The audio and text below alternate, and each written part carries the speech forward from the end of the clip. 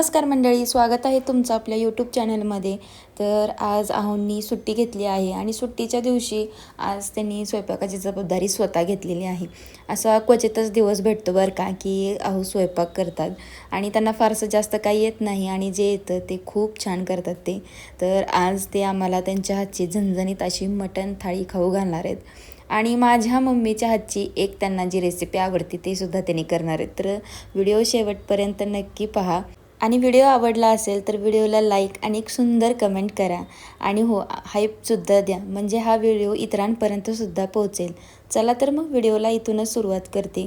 तर चहा वगैरे घेतला, नाश्ता केला आणि मी लगेचच भाकरी करायला घेतल्या. मी भाकरी करते तोपर्यंत मटण आणायला गेले होते. तर ते मटण घेऊन येईपर्यंत म्हटले की भाकरी करून घ्याव्यात, म्हणजे बाकीचं काम पटापट होऊन जाईल, त्यांना हाताखाली मदत पण करता येईल. तर मी भाकरी करून घेते. आणि आहोंना तशा एकदम गरम गरम भाकरी आवडत नाहीत, मऊ. त्यांना मटण वगैरे असं असेल ना नॉनव्हेज, तर त्यांना थोड्याशा कडक भाकरी आवडतात. आमच्या गावाकडे युजली अशा कडकच भाकरी खाल्ल्या जातात नॉनव्हेज बरोबर. तुमच्या इकडे कशा असतात मला नक्कीच कमेंट करून सांगा. तर मी ते आधीच भाकरी करायला घेतली होती, का तर ते येतील तोपर्यंत भाकरी छान अशा नरम राहतील, कडक राहतील म्हणून. तर एक एक भाकरी करून घेतले तोपर्यंत आहो आले आणि त्यांनी लगेचच त्यांच्या कामाला सुरुवात केली. माझी इथे शेवटची भाकरी राहिली तोपर्यंत आहोंनी इकडे खोबरं बारीक करायला घेतलं होतं. आता इथे थोडासा कॅमेरा हलतोय, का तर मी भाकरी करते त्याच्यामुळे, ते तुम्ही समजूनच घ्याल. तर इथे त्यांनी खोबरं कट करून घेतलं आणि लगेचच मटण इकडे धुवायला घेतलं. माझ्या भाकऱ्या तर सगळ्या झाल्या होत्या, पण थोडासा पसारा किचनवरती झाला होता. आता मटण, इडली अशा गोष्टी करताना किचन खूप खराब होतं, म्हणजे सगळा राडा किचनवरतीच असतो नेहमीच. आणि किचन ओटा थोडासा लहान असल्यामुळे पण पसारा थोडा जास्त दिसतो.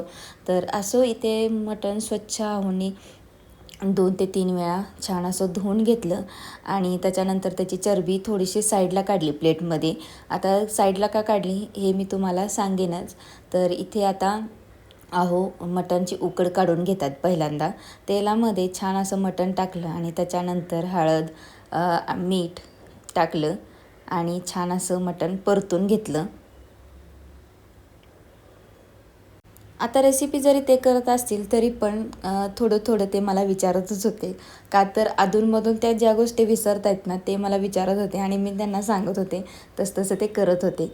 मात्र त्यांच्या हाताला ना एकदम भन्नाट चव आहे. आता ते तुम्हाला शेवटी कळेलच.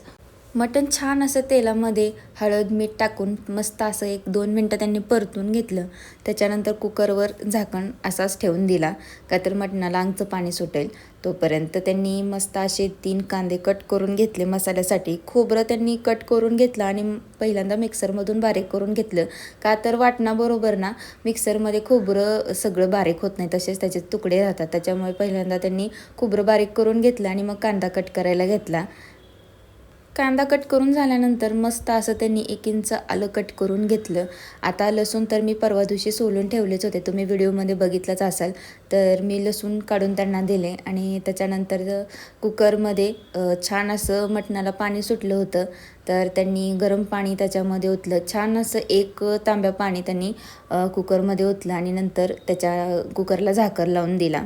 आता मटण आपलं 5 ते 6 शिट्ट्यामध्ये छान असं शिजून जाईल तोपर्यंत इकडे ते मसाल्याची तयारी करायला घेतले होते. कढईमध्ये थोडंसं तेल टाकलं आणि तेलामध्ये कांदा भाजण्यासाठी त्यांनी टाकला. तेलामध्ये छान मस्त असा कांदा लालसर होईपर्यंत त्यांनी पहिल्यांदा भाजून घेतला. त्याच्यानंतरच त्याच्यामध्ये लसूण आणि आलं पण त्यांनी 2 मिनटं फ्राय करून घेतलं. खोबरं, तीळ हे सुद्धा त्यांनी फ्राय करून घेतलं, पण त्याचा व्हिडिओ त्यांनी काय बनवलाच नाही, का तर मी मल्हारला थोडंसं बघायला गेले होते आणि त्याचा व्हिडिओच घेतला नाही. ते तिकडे काम करते तोपर्यंत माझंही इकडे काम चालूच होतं. आता म्हटलं तुम्ही माझा शूट घ्या आणि मी तुमचा शूट घेते, दोघं मिळून आज काम करूया. तर मी भांडी घासून घेतले. त्याच्या इकडे त्यांचा मसाला पण भाजून रेडी झाला होता. त्यांनी थंड पण करून घेतला. 1 टमॅटो पण त्यांनी मसाल्यामध्ये टाकला होता. मी कधी मटण बनवताना टमॅटो टाकत नाही मसाल्यामध्ये, पण त्यांनी टाकला होता. तर मसाला मिक्सरमध्ये बारीक करून घेतल्यानंतर इथे ते एक भन्नाट रेसिपी तयार करणार होते. आम्ही याला स्टार्टर म्हणतो. तर तेलामध्ये नगभरच तेलामध्ये चरबी टाकली आणि चवीनुसार मीठ टाकलं आणि त्याच्यानंतर ताज्या ज्या भाकऱ्या केल्या होत्या त्याचे बारीक तुकडे केले आणि ते तव्यावरती छान असं चरबीबरोबर परतून घेतले. आता ही रेसिपी ना माझ्या मम्मीची आहे. मम्मी ज्यावेळेस मटण आणते ना त्यावेळेस तिला आम्ही ना आवर्जून ही रेसिपी तयार करायला सांगतोच. आम्ही याला चरबीची भाकरीसुद्धा म्हणतो आणि स्टार्टरसुद्धा म्हणतो. तर स्वयंपाकाच्या आधी जो वेळ भेटतो ना त्याच्यामध्ये हे खायला खूप मस्त वाटतं. तुम्ही पण ही रेसिपी ना नक्कीच ट्राय करून बघा. माझ्या मम्मीची रेसिपी तुम्हाला नक्कीच आवडेल. तर आहोंनासुद्धा ही रेसिपी खूप आवडते आणि मल्हारलासुद्धा हे ना आवडीने मल्हार खातो. तर त्याच्यासाठीच आम्ही हे आवर्जून बनवतो. तर तिकडे मटण शिजते तोपर्यंत आम्ही इकडे आमचं स्टार्टर खाण्यासाठी आलो होतो. आमचं इकडे स्टार्टर खाऊन होतोय तोपर्यंत तिकडे 5 ते 6 शिट्ट्यामध्ये मटण मस्त असं शिजून झालं होतं तयार.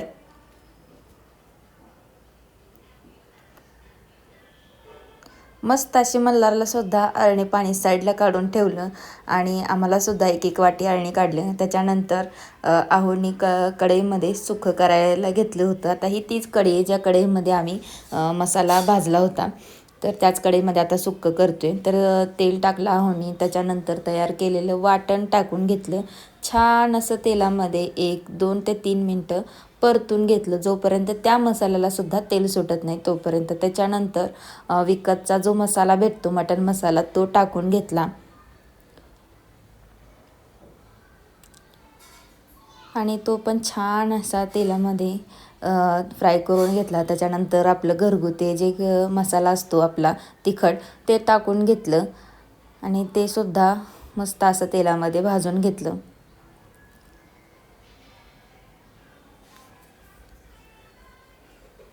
मसाला पटकन शिजण्यासाठी त्यांनी इथे अळणी पाणीचा उपयोग केला होता. तर अळणी पाणी 1 चमचा टाकलं आणि परत एकदा मसाल्याला छान असं परतून घेतलं आणि मग नंतर मटणचे जे पीस आहेत उकडलेले तर ते त्याच्यामध्ये टाकून घेतले. अशा पद्धतीने त्यांनी मस्त असा मटण सुक्का बनवला होता. बघूनच तोंडाला पाणी सुटलं होतं. पण जेवणासाठी अजून वेळ होता. तर आता तयारी होती ती म्हणजे मटणची आमटी तयार करण्यासाठी. तर पातेल्यामध्ये पहिल्यांदा त्यांनी तेल टाकून घेतलं. तेल छान असं गरम झाल्यानंतर त्यांनी त्याच्यामध्ये जी उरलेली चरबी होती ती टाकून दिली. तर तेलामध्ये चरबी अशी फ्राय केली ना की मटणाला छान अशी चव येते. तर तुम्ही पण असं एकदा नक्कीच तयार करून बघा. त्याच्यामध्ये घरगुती मसाला टाकला आपला तिखट आणि त्याच्यानंतर विकतचा मसाला टाकून घेतला. आता आम्ही थोडासा विकतचा मसाला ह्याच्यामध्ये टाकतोच का तर आम्हाला पहिल्यापासून सवय आहे विकतचा मसाला टाकण्याची. तुम्हाला नसेल तर तुम्ही आपल्या घरगुती तिखटामध्ये सुद्धा करू शकता पण आम्ही थोडंसं वापरतोच ते.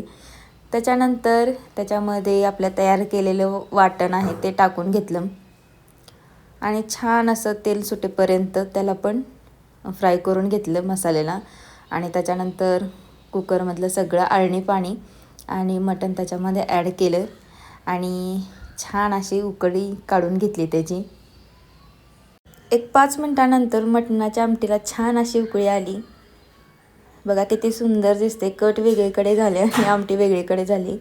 सुगंध तर खूप छान सगळा घरभर पसरलेला. आता इथे ताट रेडी करून घेतो. तर आहो म्हणले मी ताटसुद्धा रेडी करून दाखवतो. तर मोठ्या ताटात छोटी प्लेट ठेवली. त्याच्यामध्ये त्यांनी मस्त अशी मटण आमटी काढून घेतली.